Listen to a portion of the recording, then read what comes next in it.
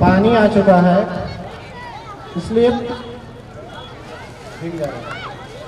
इसलिए पहले क्लास 10 के बच्चों को गिफ्ट दे दिया जाता है। उसके बाद अगर बारिश रुक जाती है तो प्रोग्राम आगे चलेगा, वरना नहीं यहीं पे प्रोग्राम को खत्म कर दिया जाएगा। तो पहले क्लास 10 की बच्चियां स्टेज पे आए, उन्हें इनाम दे दिया जाता है, उसके बाद लड़के आएंगे। मुझसे बोला, मैंने दरवाजा खोला, यमराज ने मुझसे बोला कवि जी आपके प्राण चाहिए जस्ट। मैंने दरवाजा खोला, यमराज ने मुझसे बोला कवि जी आपके प्राण चाहिए जस्ट। मैंने भी अपने श्रीमती को आगे खड़ा किया और कहा लेडीज फर्स्ट। सुबह से यमराज दरवाजा खटखटाया, मैंने दरवाजा खोला, यमराज ने मुझसे बोला कवि जी आपके प्राण चाहिए जस्ट। मैंने भी अपने श्रीमती को आगे खड़ा किया और कहा लेडीज फर्स्ट। यमराज बोला इसे हटाओ, यमराज बोला इसे हटाओ, मैं डर रहा हूं। मैंने कहा हे प्रभु पिछले 20 साल से इसी खतरनाक आइटम के साथ गुजारा कर रहा हूं।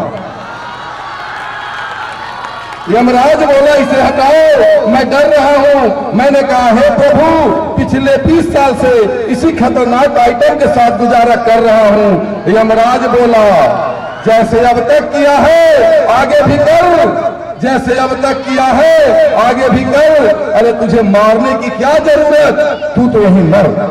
धन्यवाद। कुछ बोलने के पहले मैं इरफान सर, ट्रेन की बच्चियां इधर आ जाए, डैश पर बैठे हुए मेहमान और सामने बैठे हुए बच्चे, सबको मैं तहे दिल से शुक्रिया अदा करता हूं और इस्तकबाल करता हूं। देखिए जिंदगी एक जंग है, जिंदगी एक जंग है और इल्म जिंदगी का ढांचा है, नींव है। इसको आप कभी भी ना कर नहीं सकते हैं। जिंदगी एक जंग है और इस जंग की लड़ाई में जो पीछे रह गया वो अपना जलवा कभी दिखा नहीं सकता है। इल्म हासिल करने का कोई उम्र नहीं होता, इल्म हासिल करने का कोई उम्र नहीं होता। और उम्र भर किसी न किसी से इल्म हासिल कर सकते हैं। हम विज्ञान का विद्यार्थी रहा हूं, लेकिन उर्दू सीखने की मुझे बहुत ललक थी, तो मैंने इरफान सर को अपना हथियार बनाया और वहीं से उर्दू सीखने का मैंने कदम से कदम आगे बढ़ाने की कोशिश किया। तो आप भी बच्चे हैं, आप प्रयास कीजिए, मेहनत मशक्कत कीजिए, तभी आप जिंदगी के सफर को आसानी से तय कर सकते हैं। अगर आप में जलवा है, जुनून है, कुछ काम करने की, कुछ आगे बढ़ने की, तो आप मेहनत से पीछे जी मत चुराइए।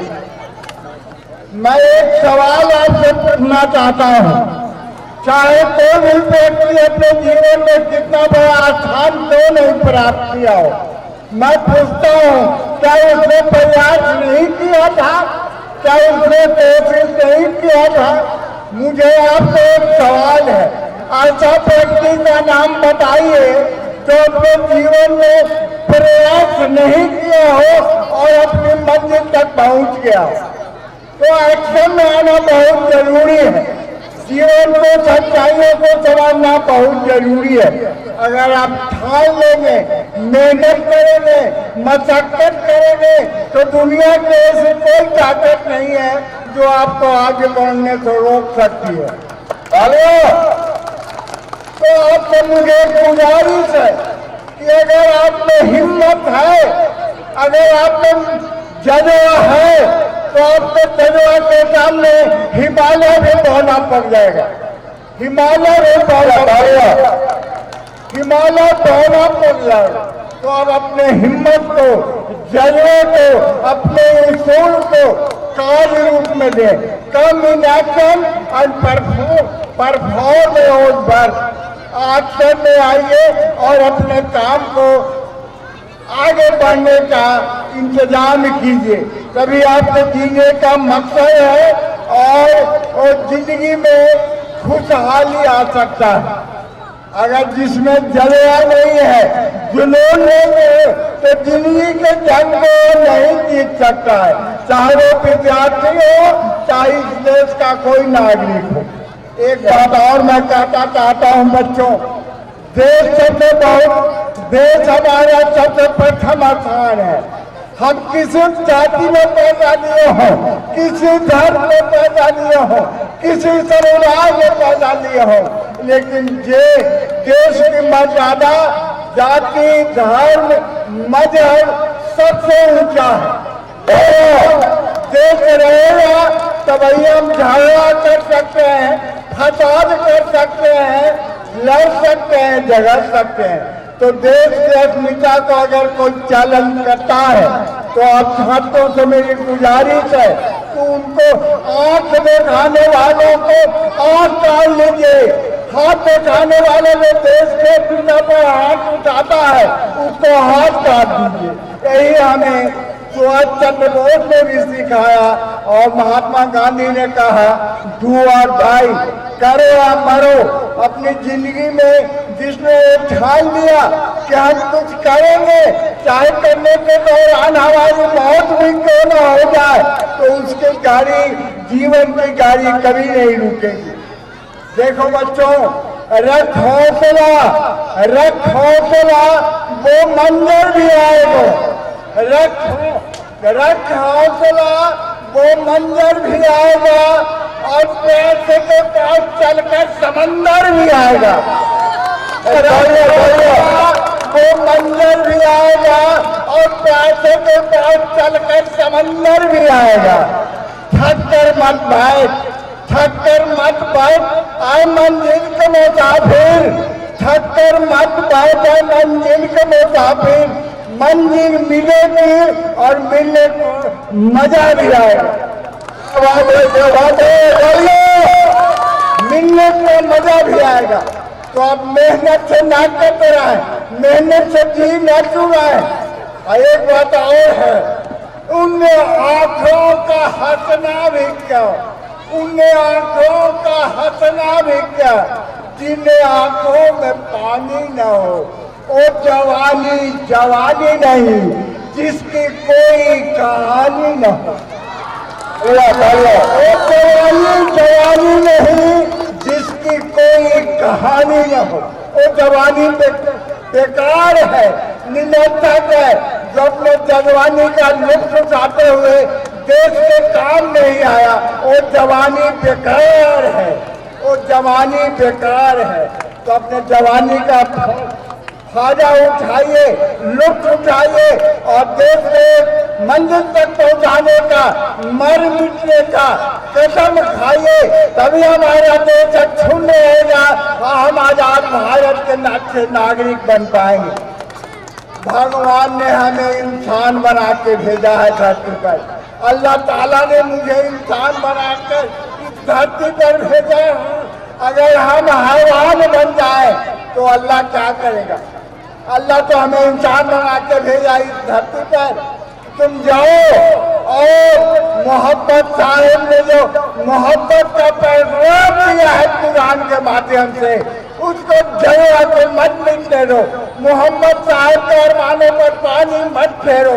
उसने कुरान के माध्यम से हमें मोहब्बत का पैगाम दिया है। उस पैगाम को हम ख्याल रखें और अपने समाज में भाईचारा, मोहब्बत, प्यार, लव की परिभाषा दे, तभी आपके जीने का मकसद है। नहीं ये जवानी बेकार चली जाएगी। दोस्तों, मैं ज्यादा कुछ बोलना नहीं चाहता हूँ, बस इतना ही कहना चाहता हूँ कि अपने आप पढ़िए और पढ़ के अच्छा मंजिल और मुकाम हासिल कीजिए। तभी आपके जीने का मकसद है और इस धरती पर पैदा होने का खूबसूरती है। तो इन्हीं संकल्पों के साथ मैं ज्यादा नहीं बोलना चाहता।